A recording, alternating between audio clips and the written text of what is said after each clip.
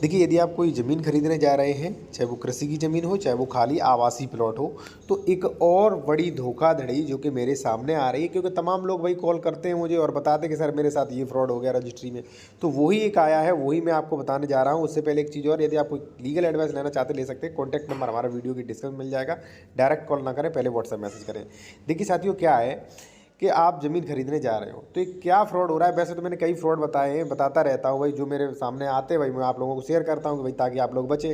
जैसे मान लीजिए पहले भी हमने कई बताए, जैसे मान लीजिए डबल रजिस्ट्री से बचें, ठीक है, अंश से अधिक विक्रय से बचें, अप्रूव्ड कॉलोनी, बिना 14380 की खरीदने की बचें, ठीक है, ज़मीन ट्रांसफरेबल राइट वाली होनी चाहिए, श्रेणी नंबर 1 की ज़मीन होनी चाहिए, ठीक है, तो ये 116 117 वाली ज़मीन होनी चाहिए। ये तो मैंने आपको बताया ही है। उसके साथ एक नया फ्रॉड भाई क्या आया, जो कि अभी मुझे संज्ञान में आया, कि जैसे मान लीजिए आप कोई ज़मीन खरीदने जा रहे हो, प्लॉट या कोई कृषि की ज़मीन, खेत खरीदने जा रहे हो किसान से, ठीक है, तो पता चला कि उसकी सरकार ने लैंड एक्वायर हो गई, ठीक है। जैसे मान लीजिए कोई हाईवे निकला है, ठीक है, अभी 16 में, 18 में, 20 में, 22 में हाईवे निकला है। हमारी ज़मीन थी 5 बीघा। हमने क्या किया, हमारी ज़मीन पूरी 5 बीघा जो है वो चली गई उस हाईवे में, ठीक है, हमने पैसा भी रख लिया। अब मैं कब्जा किए था 5.5 बीघा पे, ठीक है, 10 विषय और ज़मीन बची है, ठीक है। अब भाई मेरी तो पूरी जा चुकी, मुआवजा भी ले लिया, लेकिन थोड़ी ज़मीन ऐसा ही कब्जा है मेरा, ठीक है। अब मैंने क्या किया, या मान लीजिए ज़्यादा भी बची हो सकती है, ठीक है, या मान लीजिए बिल्कुल ना बची है। अब क्या हो रहा है, रेवेन्यू डिपार्टमेंट जो है उत्तर प्रदेश का, वो सबसे ज़्यादा भ्रष्ट, सबसे ज़्यादा हरामखोर, सबसे ज़्यादा रिश्वत लेने वाला है भाई वो, ठीक है।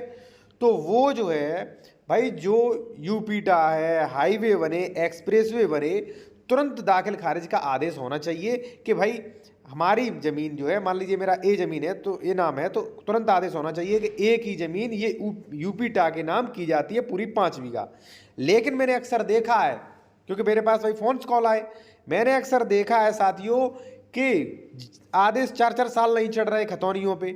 अब वो क्या कर रहे हैं, जिनकी ज़मीन चली गई है वो जा रहे हैं चुपचाप, कब्जा किए हैं तो बेच दे रहे हैं, रजिस्ट्री धड़ल्ले से हो रही है।